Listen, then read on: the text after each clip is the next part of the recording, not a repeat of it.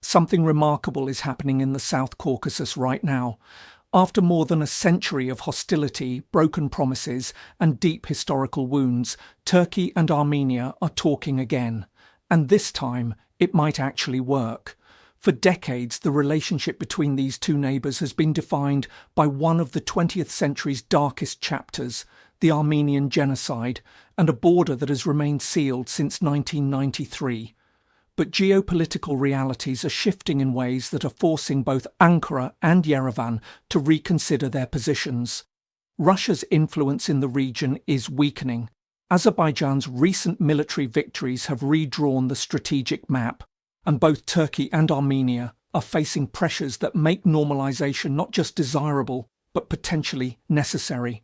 The question isn't whether peace would benefit both sides. It clearly would, but whether political will can overcome historical memory, whether pragmatism can triumph over identity, and whether two nations can finally move beyond a past that has haunted them for over 100 years.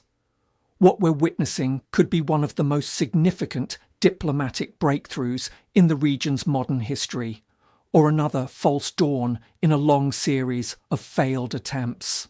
Now, to understand why this moment feels different, we need to appreciate just how deeply entrenched this conflict has been. The relationship between Turkey and Armenia isn't just another post-Soviet territorial dispute or a simple border disagreement. It's rooted in trauma that stretches back to the final years of the Ottoman Empire, when between 1915 and 1923, somewhere between 600,000 and 1.5 million Armenians were killed in what most historians and dozens of countries now recognise as genocide. Turkey has long rejected this characterization, and this disagreement over history has become the fundamental barrier to any meaningful relationship between the two countries.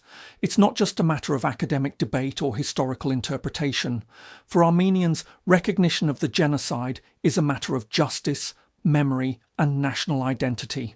For Turkey, the issue touches on questions of national honour and the very founding narrative of the modern Turkish Republic. This isn't the kind of disagreement you can simply set aside or agree to disagree about. It colours everything. But the modern phase of this conflict really intensified in the early 1990s, when the Soviet Union collapsed and Armenia and Azerbaijan went to war over Nagorno-Karabakh, a predominantly ethnic Armenian region that had been placed within Soviet Azerbaijan. Armenia won that first war, and by 1994 controlled not just Nagorno-Karabakh itself, but 7 surrounding Azerbaijani districts as well.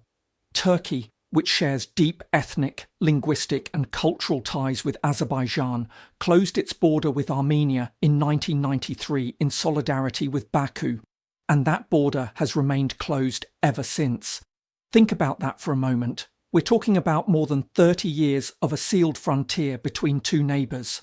No trade, no travel, no diplomatic relations. For a small, landlocked country like Armenia, already blockaded by Azerbaijan to the east, this Turkish closure to the west has been economically devastating. It's cut Armenia off from direct access to European markets and forced it to rely on circuitous routes through Georgia and Iran. The economic cost has been enormous, but so has the psychological impact. Armenia has felt besieged, isolated, and increasingly dependent on Russia for security guarantees. Turkey, for its part, has maintained that it won't normalise relations with Armenia until there's a resolution to the Nagorno-Karabakh conflict. This position effectively made Turkey's relationship with Armenia hostage to developments between Armenia and Azerbaijan.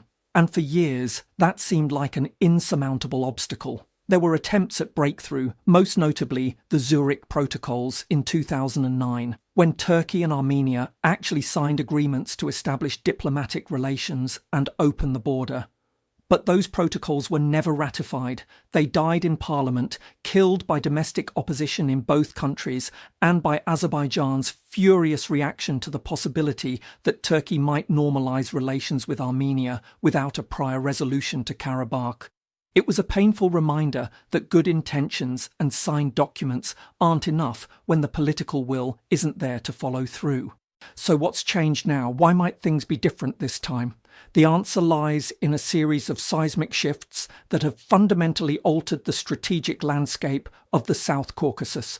The most important of these was the 44-day war in the autumn of 2020, when Azerbaijan, backed by Turkey and equipped with advanced Israeli and Turkish drones, decisively defeated Armenian forces and retook most of the territory it had lost in the 1990s. That war shattered the military status quo that had held for nearly 3 decades. Armenia's defeat was comprehensive and humiliating, and it exposed the limits of Russian security guarantees. Russia, which had a defence treaty with Armenia and a military base on Armenian soil, did essentially nothing to prevent Azerbaijan's victory. Moscow's passivity sent a clear message to Yerevan that it could not necessarily count on Russian protection when it really mattered. Then, in September 2023, Azerbaijan launched another offensive and took full control of Nagorno-Karabakh, ending Armenian presence there entirely and prompting more than 100,000 ethnic Armenians to flee to Armenia proper. This was a catastrophic moment for Armenia, both strategically and psychologically. The cause that had defined Armenian foreign policy for 3 decades, the protection of Armenians in Karabakh, had been lost. And once again, Russia had stood by and watched. The implications of this were profound. If Russia wouldn't defend Armenians in Karabakh, what did its security guarantee to Armenia itself really mean?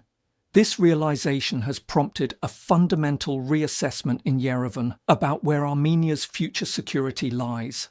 Under Prime Minister Nikol Pashinyan, who came to power in 2018 through peaceful protests, Armenia has begun what can only be described as a painful pivot away from exclusive reliance on Russia.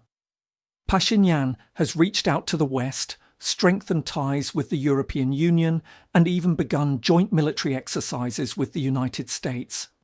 He's spoken openly about the need for Armenia to diversify its security partnerships and to accept the territorial realities on the ground, including Azerbaijan's control over Nagorno-Karabakh.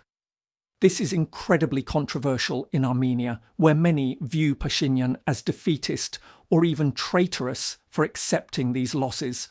But Pashinyan seems to have concluded that clinging to past positions and past grievances is a luxury Armenia can no longer afford. The country needs to move forward, and that means normalizing relations with its neighbours, including Turkey. From Turkey's perspective, the calculus has also shifted. Turkey's decisive role in Azerbaijan's military victories has strengthened Ankara's position in the region enormously.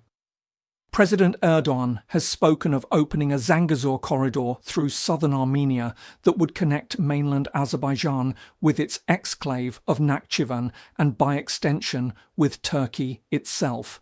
This would create a direct land link between Turkey and the Turkic world, fulfilling what Erdogan has called the dream of Turkic unity.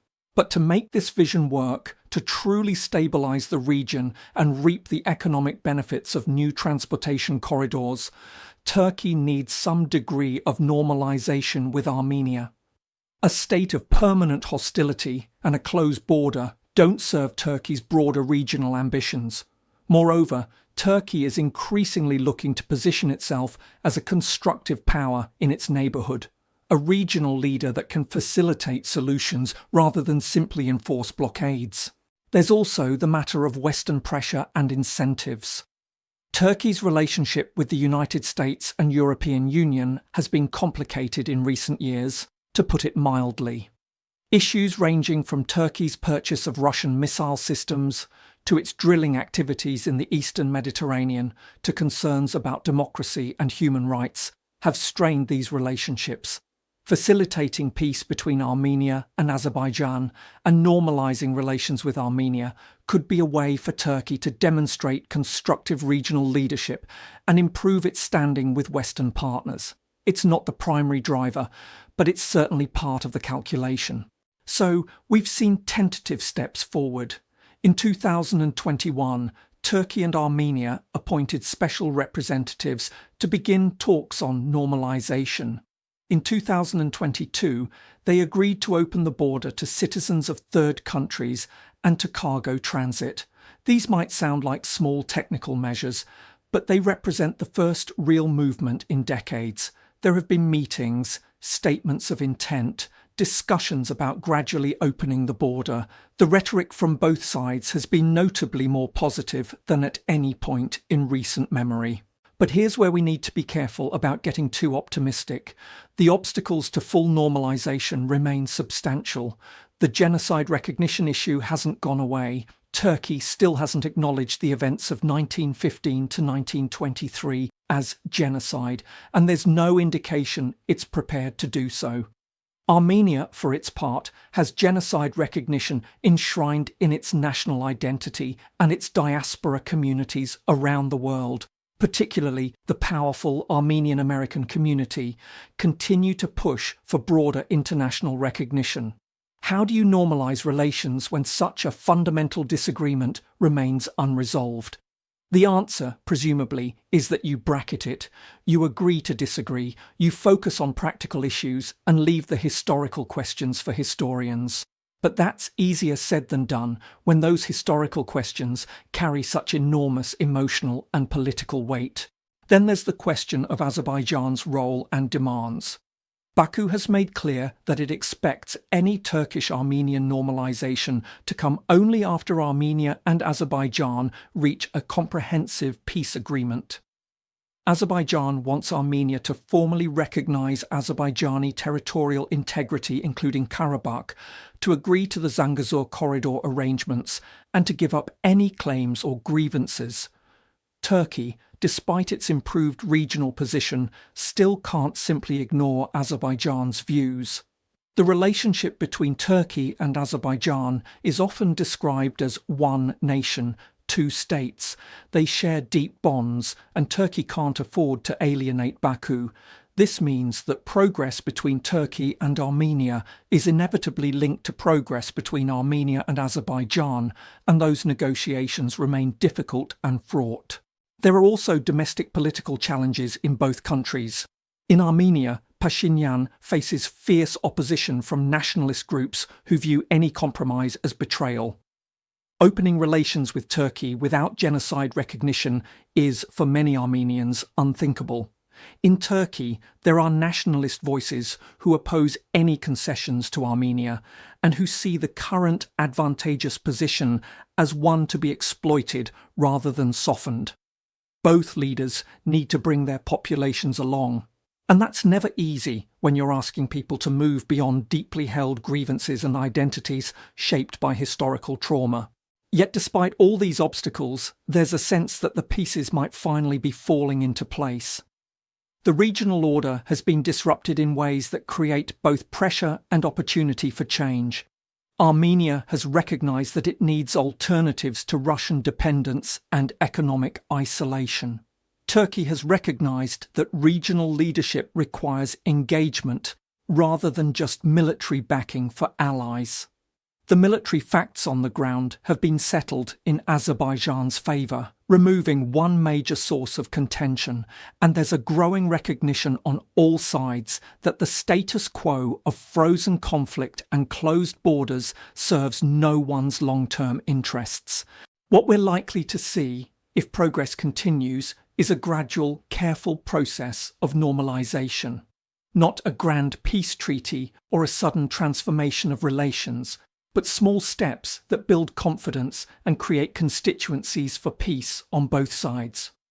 Opening the border to trade could create economic interests in keeping it open. People-to-people contacts could begin to erode decades of mutual suspicion. Diplomatic relations, even if initially cold and formal, could create channels for managing future disputes.